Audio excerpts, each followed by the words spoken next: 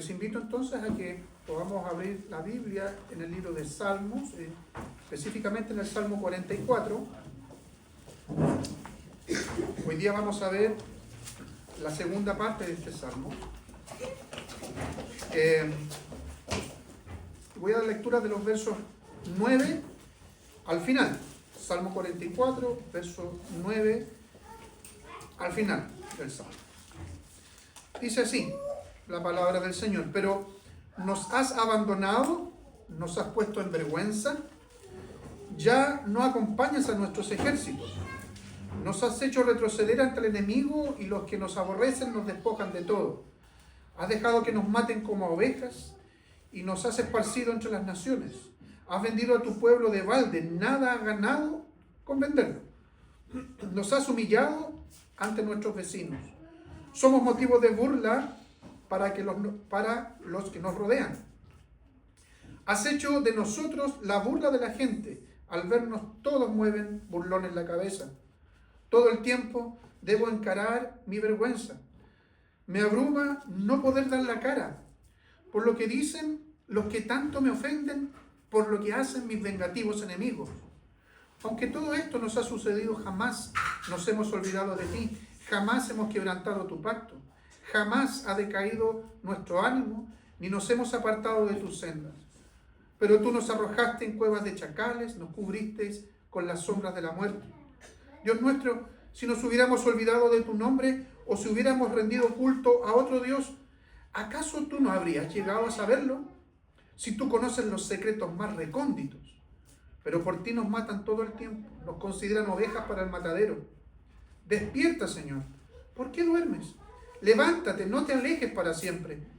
¿Por qué te escondes de nosotros? ¿Por qué te olvidas de la opresión que sufrimos? Nuestro ánimo se halla por el suelo, nuestros cuerpos se arrastran por la tierra. Levántate, ven a ayudarnos y por tu gran misericordia, sálvanos. Tengamos una palabra de oración. Señor y Dios nuestro, gracias una vez más porque podemos recurrir a tu palabra y porque creemos que a través de ella, Señor, tú te revelas y también nos sustentas.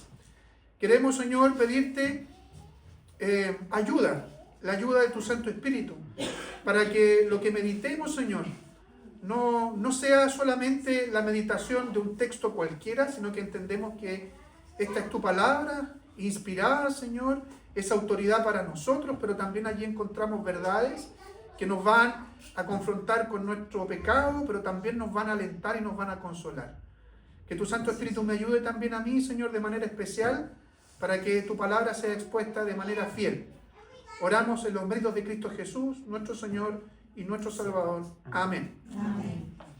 Bien, nos enfrentamos hoy día entonces a esta segunda parte del Salmo. Quienes estuvieron la semana pasada, espero que recuerden algo de esa primera parte de este Salmo, que tenía un título que era bastante sugerente, que tenía que ver con las proezas de Dios o un Dios de proezas. Así era el título de ese mensaje. Y si ustedes leen los primeros versos del Salmo 44, se van a dar cuenta que todo está enfocado en lo que Dios había hecho con su pueblo y cómo los antepasados de este hombre, del autor del Salmo, de este levita, de este hijo de Coré, recordemos que estamos viendo salmos que son autores, ¿no es cierto?, descendientes de los hijos de Coré, en donde él contaba cómo lo escuchó de sus padres, cómo lo escuchó de sus abuelos, de sus antepasados, todo lo que había hecho Dios por ellos, y especialmente lo que hizo en las últimas centurias, digamos, ¿no es cierto?, que fue cuando fueron incorporados, saliendo de Egipto a la tierra prometida, como había sacado a los pueblos, como había ahuyentado, ¿no es cierto?, a los pueblos de allí de Canaán y los había puesto a sus antepasados allí. Y el autor del Salmo, el salmista, ¿no es cierto?, dejaba claro en sus expresiones que al final era el obrar de Dios, ¿no es cierto?, el poder de Dios, aunque habían sin lugar a dudas ejércitos, soldados, ¿verdad?, que era el poder de Dios el que hacía todas esas cosas, el que permitía que el pueblo pudiese vencer, ¿ya? Ahora, yo les dije la semana pasada que íbamos a encontrar un contraste bastante marcado en el Salmo, y justamente se da a partir del verso 9, ¿ya? No es una cosa, no es que yo haya separado esto, digamos, en dos mensajes antojadizamente, De hecho, pudo haber sido un mensaje mucho más largo, el de la semana pasada, pero de manera intencional quise separarlo para que pudiésemos entender de mejor manera y ver de mejor manera las verdades que están insertas acá y cómo el Señor quiere que las consideremos. Bueno, en el verso 9 encontramos acá un muy buen indicativo en la palabra pero, para que comencemos a ver estos contrastes o este gran contraste. Es justo ahí en el verso 9 donde se marca la segunda parte de este salmo. Quiero invitarlos, ¿no es cierto?, para que tratemos esta parte y que no sigamos el orden correlativo de los versos. Yo sé que nosotros tendemos, ¿no es cierto?, a que tenemos un texto y veamos el orden correlativo, o sea, ¿qué nos dice el verso 9? Y así, ¿no es cierto?, como dijo alguien, no voy a decir quién, sustantivamente. No sé, porque lo queda grabado y no quiero avergonzar a nadie, pero es sucesivamente. ¿Ya? Después le voy a decir quién decía sustantivamente. ¿Ya? Entonces, ¿por qué? ¿Por qué no tomar el orden correlativo? Tomemos, porque yo veo, ¿no es cierto?, se me fue muy evidente que los versos claves en esta segunda parte no están en ese orden correlativo. Y si los tomamos así, se los voy a decir inmediatamente cuáles son los versos, vamos a poder entender mejor el salmo completo, pero también esta parte en particular. Por eso vamos a partir con los versos 17 y 18 y luego los versos 20 al 22. ¿Ya? Entonces vamos a desmembrar este texto en 3 puntos. Alguien me preguntó la semana pasada, nosotros, ¿qué? El viernes, ¿cuántos puntos van a hacer en el sermón? ¿Cierto? Y lo vamos a ver en 3 puntos. El primero de ellos vamos a ver cómo en estos versos que yo les decía se nos presenta un pueblo fiel. Después vamos a tratar otro punto que va a sonar bastante contradictorio, que es sufrir por ser obediente, ¿ya? O sufrimiento por obediencia. Y por último vamos a tocar un punto que se hace evidente también en el texto, que tiene que ver con la oración y con una oración audaz. Entonces, fíjense que en estos versos 17, 18, 20 al 22 tenemos de una manera bastante explícita cómo el salmista presenta a un pueblo que ha sido fiel.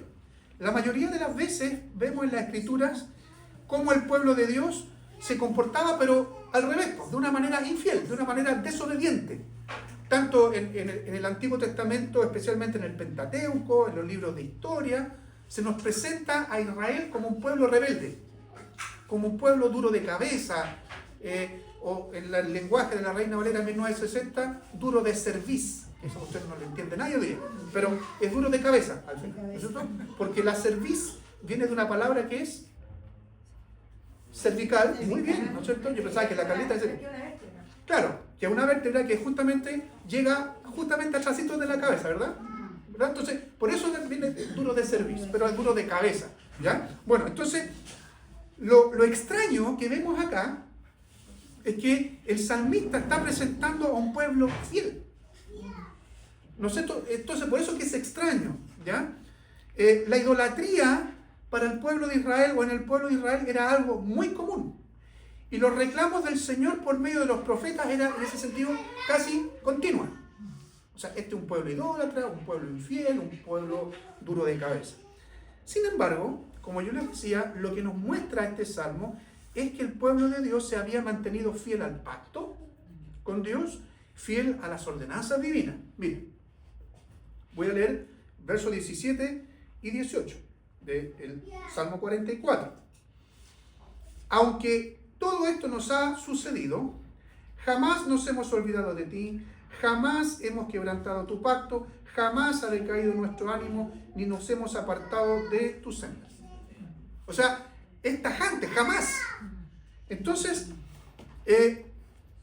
las expresiones, como yo les digo aquí, están como de jamás hemos quebrantado tu pacto, ni jamás nos hemos apartado de tu senda, o más adelante, como dice el verso 20 al 22, que habla de rendir culto a otro Dios, ¿no es cierto? Está indicando que al menos en este tiempo, en este periodo, que no sabemos cuánto fue, el pueblo se había mantenido fiel al pacto y fiel a la adoración a su Señor. Ahora, esto no quiere decir que era un pueblo impecable o que no existía ningún tipo ni nadie era un idólatra.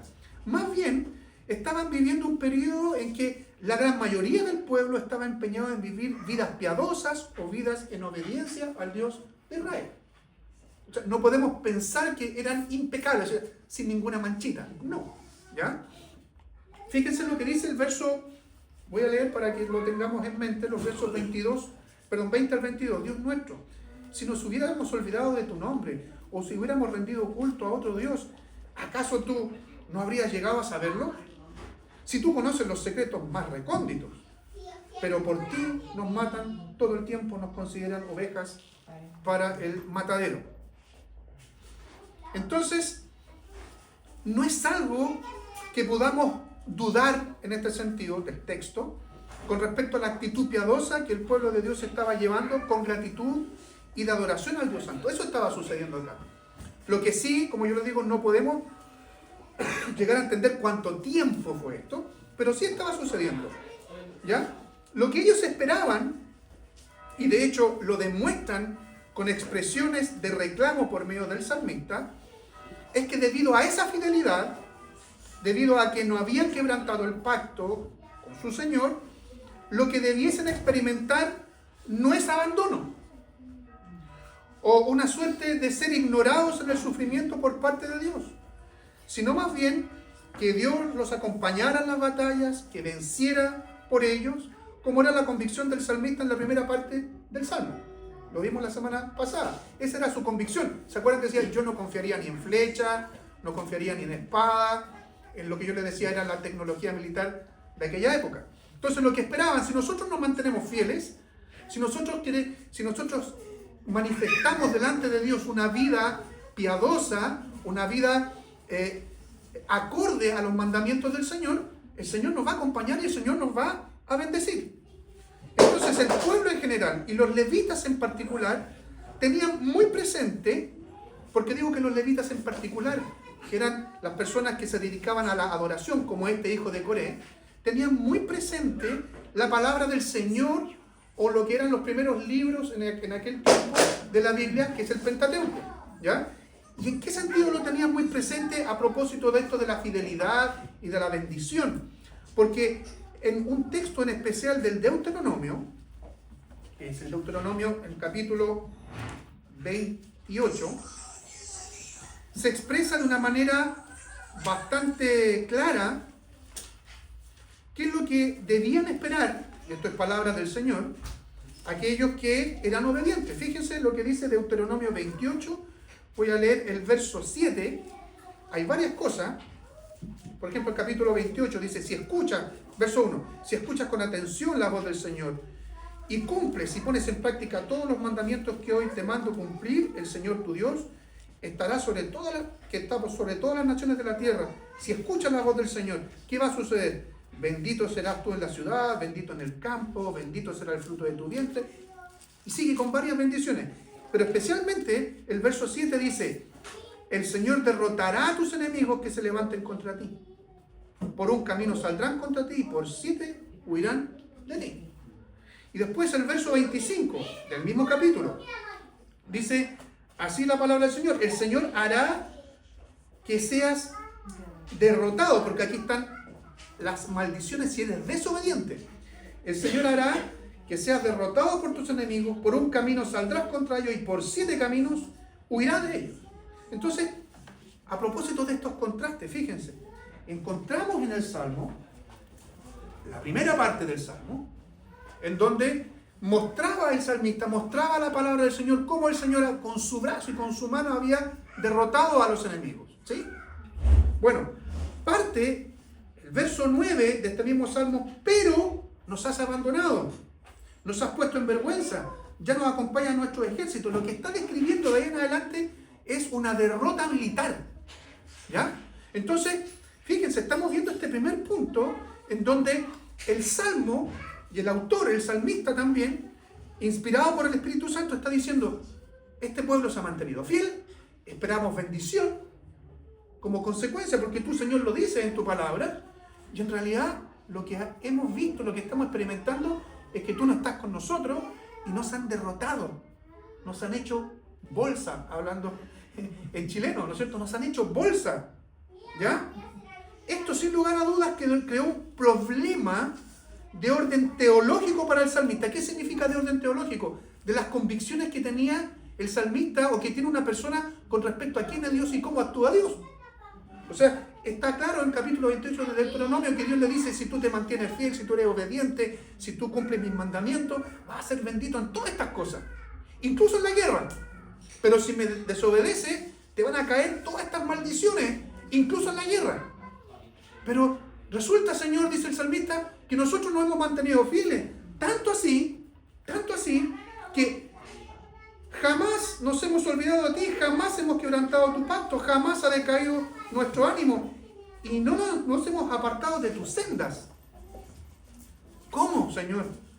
¿Cómo, Señor? ¿Cómo será posible esto? ¿Será que Dios se está volviendo atrás en sus promesas?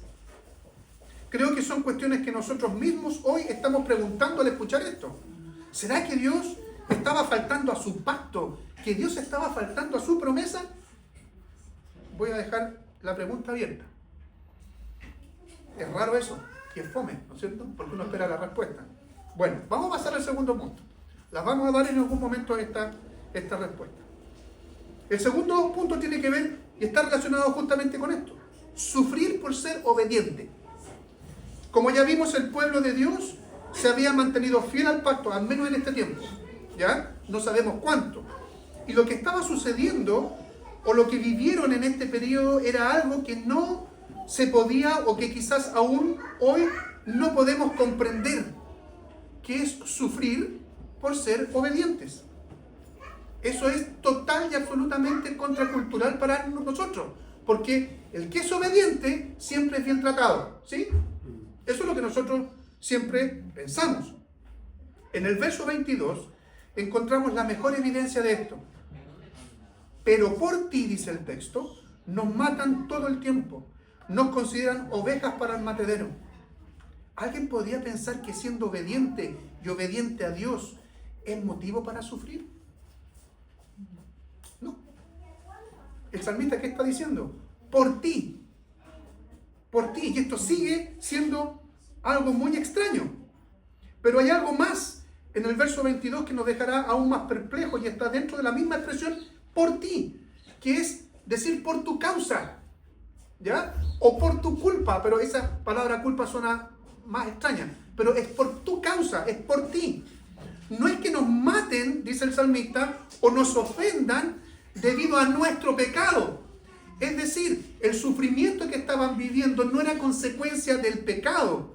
Es decir, estaba diciendo el salmista, por ti, por tu causa, nos están haciendo, como decía, bolsa, o nos hicieron bolsa, o estamos sufriendo. No es debido a que nuestro pecado hizo que se quebrantara el pacto y por eso estamos recibiendo maldiciones. Por el contrario, por ser obedientes o por ser fieles al pacto, por tu causa, ¿no es cierto?, estamos siendo destruidos o hemos sido destruidos. La maldición que estamos recibiendo es por ser fieles, por mantenernos en la senda correcta. En vez de bendición, por ser obedientes, estamos recibiendo maldición. Eso es lo que está diciendo el salmista. Y yo espero, hermanos, que ustedes estén atentos con esto y estén preguntándose cómo se explica esto. ¿Qué es lo que hay detrás de esto? ¿Qué es lo que quiere el Señor enseñar con esto? Enseñarle a la gente que cantaba este salmo originalmente, al que lo escribió, al que vivió esto. Las tristes experiencias que estaban viviendo y que les causaba tanto al salmista como al pueblo están explicadas de distintas maneras. Abandono, son expresiones que estaban allí. Vergüenza, despojo. Nos has dejado que nos maten como ovejas, has vendido a tu pueblo, no has ganado nada con esto, le dice el Señor. Es decir, vendiste a tu pueblo y no obtuviste nada a cambio. Para más remate. O sea, nos dejaste esto. Cuando alguien vende, ¿uno qué hace? Recibe algo a cambio. Sin embargo, el salmista está diciendo, nos vendiste y no obtuviste absolutamente nada a cambio. O sea, todo está mal. Somos motivo de burla, etc. Todas esas expresiones son las experiencias que estaban viviendo. Entonces pasamos a esta tercera parte, hermanos. Que yo les decía que hay aquí inserta una oración audaz y aquí comienza o podemos comenzar a develar esta problemática o esta incongruencia. Y lo encontramos entre los versos 23, 24 y 26. Despierta, Señor. Esta es una oración. El salmo completo es una oración, sin lugar a dudas. Pero aquí encontramos de manera muy especial en esta parte del salmo algo audaz, ¿no es cierto? Algo que es atrevido. Despierta, Señor, dice el verso 23, ¿por qué duermes? Levántate, no te alejes para siempre. El verso 24, ¿por qué te escondes de nosotros? ¿Por qué te olvidas de la opresión que sufrimos? Y después otra vez el verso 26, levántate, ven a ayudarnos y por tu gran misericordia, sálvanos. Si hay algo que podemos rescatar positivamente de este salmo, entre tanta desgracia en esta segunda parte, entre tanta confusión y estar viviendo cosas que eran inexplicables y que probablemente para nosotros sigan siendo inexplicables, es que esto mismo, estas cosas, esta confusión, esta desdicha, como les decía, estas obras o estos casos inexplicables, esto da pie a una oración audaz. Un tipo de oración que nace, sin lugar a dudas, de tener una relación restaurada con Dios, ¿ya? Que permite confiar o seguir confiando en medio de la prueba. Y es justamente esta última palabra, prueba, la que da respuesta a las preguntas del salmista y el pueblo que se han estado haciendo y que probablemente nosotros nos estamos haciendo hoy día. ¿Por qué sufrir cuando he sido obediente? Eso es lo que decía el salmista. ¿Por qué, Señor, sufrimos cuando nosotros hemos estado siendo fieles al pacto, obedientes a ti?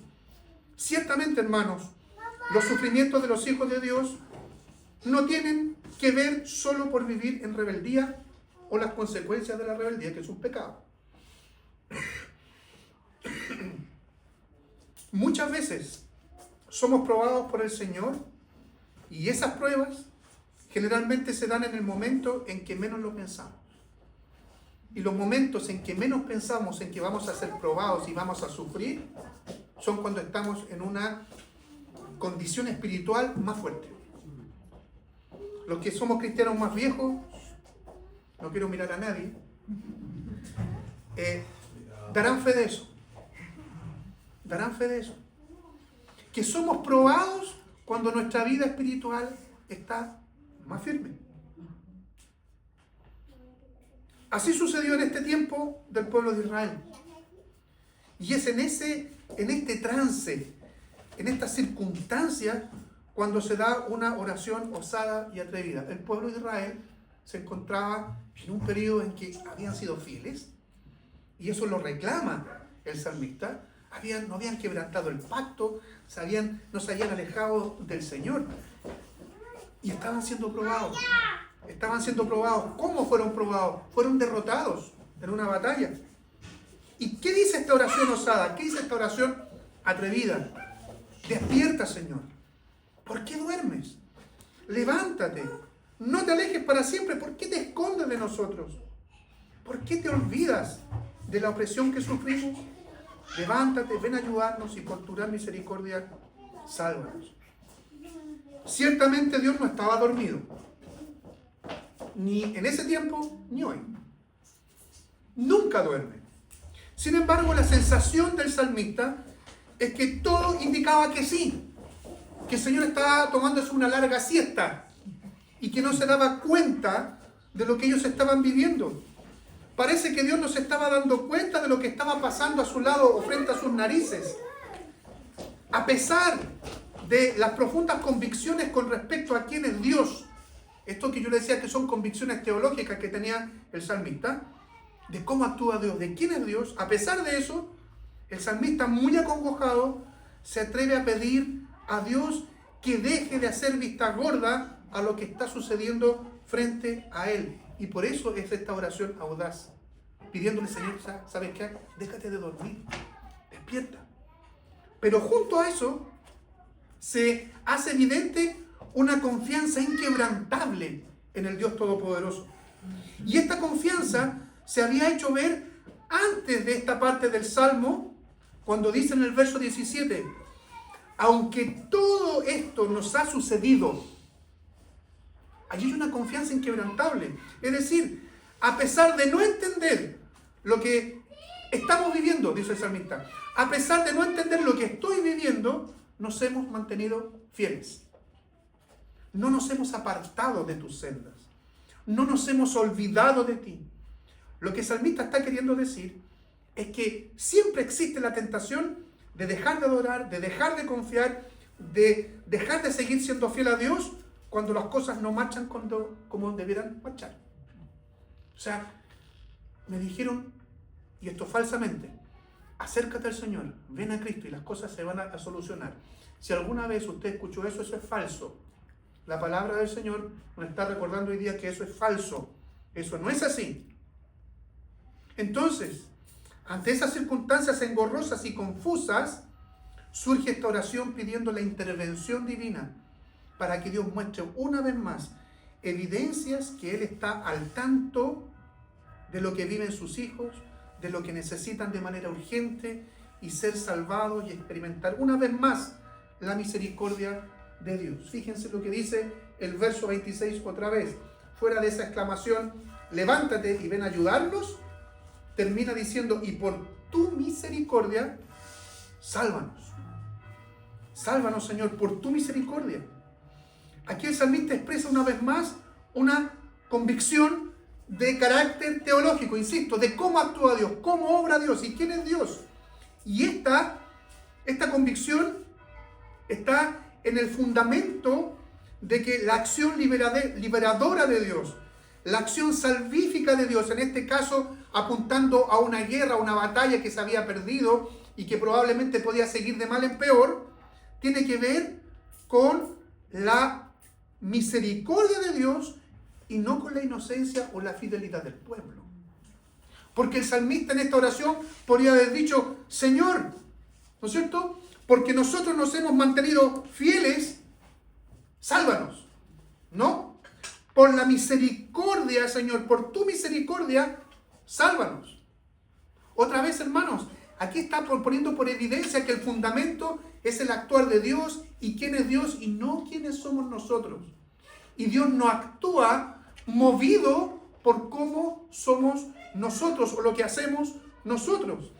De hecho, me acordé cuando meditaba en esto, la profecía de Jeremías en el libro de Lamentaciones, que dice en Lamentaciones capítulo 3, los versos 22 al 24, por la misericordia del Señor no hemos sido consumidos. Nunca su misericordia se ha agotado. Y exclama allí el profeta, grande es tu fidelidad y cada mañana se renueva. Por eso digo con toda el alma, el Señor es mi herencia y en Él confío. ¿Por qué confía en el Señor? ¿Por qué confía que Dios va a seguir siendo fiel? ¿Porque Él no ha quebrantado su pacto? No, es por la misericordia del Señor. Parece ser entonces que al final del Salmo, este compositor ha entendido el porqué y el para qué de todo lo que han estado viviendo. ¿Están siendo probados o habían sido probados? Y si seguían siendo probados, para saber qué tan firme era su fe, qué tanto confiaban en ese Dios que era el Dios del pueblo de Israel. Hermanos, ¿cómo podemos aplicar esto? De alguna manera ya lo hemos hecho con algunos matices mientras exponía el texto. ¿Cuántas veces nos hemos visto expuestos a situaciones similares a las que nos presenta este salmo? ¿A qué me refiero? Te has propuesto vivir en santidad. ¿Qué significa esto? Como lo demanda el Señor en su palabra. Señor, voy a esforzarme por amor a ti. Porque tú lo diste todo por mí, me amaste desde el principio y tu palabra nos demanda que vivamos de una manera distinta. Eso es vivir en santidad. Aspecto de la santidad, ¿no es cierto? Amar a Dios, como nos recordaba Carlos en la mañana, por sobre todas las cosas. El segundo mandamiento, decía el Señor Jesús, ¿no es cierto? Es similar a este, a tu prójimo como a ti mismo. Señor, yo me voy a esforzar por esto. Y voy a buscar amarte a ti y amar al prójimo. Ahí se resume toda la ley. Me propongo eso. Y sin embargo las cosas no marchan bien. ¿Les ha pasado eso? Lo más probable es que sí. Y comenzamos a cuestionarnos allí si vale la pena seguir el camino del Señor, ese camino estrecho. Mejor me quedo como, mira, entre comillas, antes. ¿No es cierto? Algunos dicen antes de ser evangélico, mejor. Porque las cosas no están resultando bien. Es en estas circunstancias, hermanos, que podemos consolarnos cuando vivimos eso, porque proponerse vivir en santidad es algo que el Señor siempre está demandando de nosotros. No es algo malo. Y en esas circunstancias es algo bueno. Y es en esas circunstancias en que podemos consolarnos, como les digo, como el Señor nos muestra en el Salmo. Nuestras circunstancias tristes no siempre serán consecuencia de nuestro propio pecado. Muchas veces será por el pecado de los que son nuestros enemigos también. Pero esto no está ajeno del ojo del Señor. No está ajeno. No es que Dios esté dormido y no que no se dé cuenta de lo que nos pasa. Como vimos en la exposición del sermón, otras tantas veces el Señor permite que, a pesar de estar esforzándonos por amor a Él y buen testimonio de su nombre, así todo, vivir experiencia triste, que es lo que llamamos pruebas. ¿No es cierto? ¿Quién lo dice? No quiero nada con pruebas. ¿Ah? Pero es lo que llamamos pruebas. Se prueba nuestra fe. Las pruebas desafían nuestra fe, desafían nuestra obediencia, desafían nuestra integridad. ¿Qué tan firme nos vamos a mantener? La prueba tiene el propósito final de fortalecer nuestro carácter. Las pruebas no son malas, hermanos, porque estas van a fortalecer nuestro carácter y así poder parecernos más a nuestro Señor Jesucristo, que sí, Él fue probado en todo, pero nunca pecó. Él fue probado en todo, pero nunca pecó. Pero también las pruebas nos sirven para seguir aprendiendo a llevar una vida en constante dependencia de Él. Y nunca confiar en mi integridad o en mi fidelidad, ya que estas nunca van a ser perfectas de este lado de la eternidad. Porque por más que yo me esfuerce, y es bueno vivir una vida en santidad, voy a tropezar. Eso se lo doy por sentado. La palabra del Señor así lo dice. Nunca van a ser perfectas. Más bien, lo que las pruebas van a hacer, entre otras cosas, es aprender a depender de qué, como dice el Salmo, de la misericordia, de la bondad y de la fidelidad de Dios. El apóstol Pablo tuvo muy presente este salmo en su vida. De hecho, invitó a la iglesia de Roma a meditar en él. Especialmente en una cita que está en Romanos capítulo 8, donde él dice en el verso 22, ¿quién podrá separarnos del amor de Cristo? ¿Se acuerdan de ese salmo? Tribulación, angustia, persecución, hambre, desnudez, peligro o espada. Como está escrito, y aquí cita el Salmo, como está escrito, dice el apóstol, por causa de ti siempre nos llevan a la muerte, somos contados como ovejas de matadero. O sea, el apóstol Pablo estaba plenamente de acuerdo con el salmista. Señor, por tu causa, por causa de nosotros ser fieles, de querer amarte, nosotros nos llevan a la muerte, somos contados como ovejas de matadero. Sin embargo, dice el apóstol, y aquí medita en el Salmo, y esto lo expresa a la iglesia en esta carta que envía a la iglesia en Roma, en todo esto, en todas estas cosas, somos más que vencedores por medio de aquel que nos amó. Por eso estoy seguro de que a pesar que nos llevan a la muerte, a pesar que nos cuentan como ovejas de matadero, ¿cierto? Ni la muerte, ni la vida, ni los ángeles, ni los principados, ni las potestades, ni lo presente, ni lo porvenir, ni lo alto, ni lo profundo, ni ninguna otra cosa creada nos podrá separar del amor de Dios que nos ha mostrado en Cristo nuestro Señor. Es decir, el apóstol Pablo, en ese momento, y después también, especialmente en las cartas que escribió desde la cárcel, él experimentó esto. Porque lo que vivió el apóstol Pablo y lo que vivieron después muchos cristianos fue justamente eso. Señor, somos fieles a ti y parece que tú no nos proteges. Somos fieles a ti y nos mandan a la fiera. Somos fieles a ti y nos cae la espada y nos decapitan. Somos fieles a ti y nos echan el aceite hirviendo. Somos fieles a ti y me matan a mi papá. Somos fieles a ti y matan a mi mamá. Bueno, nada, a pesar de todo eso, nada va a hacer que el amor de Cristo se separe de ti. El mismo apóstol, siguiendo con la misma temática, escribe a la iglesia en Corinto después, en 2 Corintios capítulo 4, versos 7 al 11. Pero tenemos este tesoro en vasos de barro, para que se vea que la excelencia del poder es de Dios y no de nosotros. ¿Qué dice el apóstol? Estamos atribulados en todo, pero no angustiados. Estamos en apuro. Todas estas son pruebas. Atribulados, aproblemados en todo, pero no angustiados. En apuros, pero no desesperados. Perseguidos, pero no desamparados. Derribados, pero no destruidos. Siempre llevamos en el cuerpo y por todas partes la muerte de Jesús, para que también la vida de Jesús se manifieste en nosotros. Porque nosotros los que vivimos siempre estamos entregados a la muerte por amor a Jesús. Señor, otra vez, muy de acuerdo con el salmista, por amarte a ti, por amor a Jesús, estamos entregados a la muerte. Pero dice, termina esta parte de Corintios, para que también la vida de Jesús se manifieste en nuestro cuerpo mortal. ¿Se fijan, hermanos? Por último, comparemos el verso 22 del Salmo con lo que el Señor Jesucristo predicó en el famoso Sermón del Monte. Verso 22 del Salmo 44. Por ti nos matan todo el tiempo. Nos consideran ovejas para el matadero. ¿Y qué dijo el Señor en ese Salmo en donde están las famosas bienaventuranzas dentro de ese sermón? Bienaventurados, dijo el Señor, los que padecen persecución por causa de la justicia, porque de ellos es el reino de los cielos. ¿Qué está diciendo el Señor Jesucristo aquí? Parece que también estaba pensando en el Salmo 22 y estaba muy de acuerdo con este hijo de Coré. Estaba diciendo Jesucristo aquí, benditos. Eso significa, entre otras cosas, la palabra bienaventurado. Bendito, o sea, ponte contento. Bendito, no maldito. Es aquel que es perseguido por causa de la justicia. Los que escucharon el Sermón del Monte tienen que haber quedado plop. O sea, ponte contento cuando seas perseguido por causa de la justicia.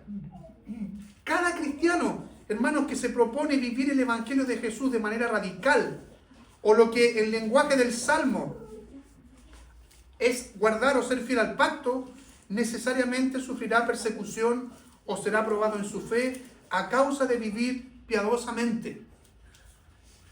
El apóstol se lo recuerda también a su discípulo y pastor más adelante, Timoteo. Dice 2 Timoteo 3, verso 12, también todos los que quieren vivir piadosamente en Cristo Jesús padecerán persecución. Prueba. Y esto me hizo pensar también, el día de hoy, ¿acaso nosotros somos perseguidos? Somos perseguidos de alguna manera, aunque sea de la más leve manera. Somos perseguidos. Si no somos perseguidos, ¿no es cierto? Tiene que ver por qué. Porque no estamos queriendo vivir piadosamente en Cristo Jesús. Y nos parecemos mucho más al estilo de vida que viven las personas que no tienen a Cristo. Y nos parecemos más a ellos. Como nos parecemos más a ellos, no somos perseguidos. Pero seremos perseguidos cuando nosotros, de una manera intencional y radical, queramos vivir piadosamente y de acuerdo a la palabra del Señor. Por último, hermanos, debemos aprender a que no es en ningún caso un acto pecaminoso el orar de manera audaz o el orar de una manera valiente cuando nos encontramos envueltos en distintas pruebas. Eso no quiere decir, estoy viviendo una prueba, ¿no es cierto? Voy a aguantar estoicamente. Ya que me vengan nomás y háganme daño. No. El salmista no lo hizo así. La palabra del Señor no lo enseña así. Primero, porque como ya vimos, el orar de una manera audaz nos va a traer bendición. Pero para soportar las pruebas necesitamos pedir la ayuda urgente del Señor para que seamos sostenidos por su misericordia. No, Señor, que esto no me duela. Señor, ten misericordia de mí y ayúdame a soportar la prueba. La misericordia estará siempre presente, ya que Él mismo prometió que no seremos probados más allá de nuestras fuerzas. No seremos probados más allá, y tú no serás probado más allá de tus fuerzas. Ciertamente, las fuerzas de cada uno, así como todos nosotros tenemos fuerza física distinta, si nos ponen aquí a tomar 50 kilos, no todos lo van a poder hacer, otros lo van a poder hacer a duras penas y otros lo van a hacer de manera fácil. Espiritualmente es lo mismo, el Señor prueba y sabe cómo probar para que tu carácter y tu fe sea afianzada. Y además, orar de manera audaz para cuando sea necesario, pedir al Señor con una fe viva que intervenga en nuestro favor cuando las cosas no están resultando o están resultando de mal en peor y parece que ya no podemos soportar la presión. Señor, ten misericordia, por tu misericordia, ayúdame.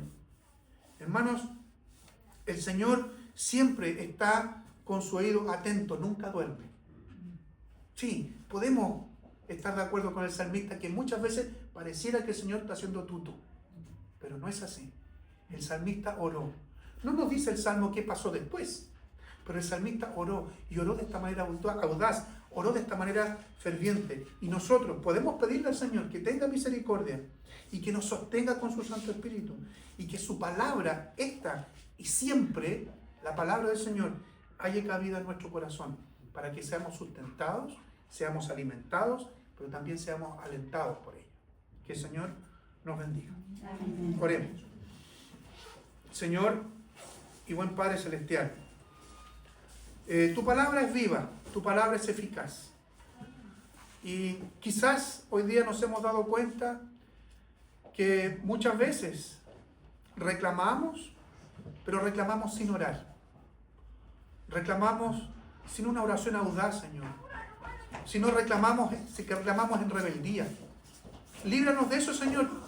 Tu palabra hoy día nos recordó que podemos, y no es lícito, orar de una manera valiente y de una manera audaz, Señor, pidiéndote a ti misericordia, pidiéndote a ti que nos sustentes y que nos ayudes, Señor, cuando somos probados.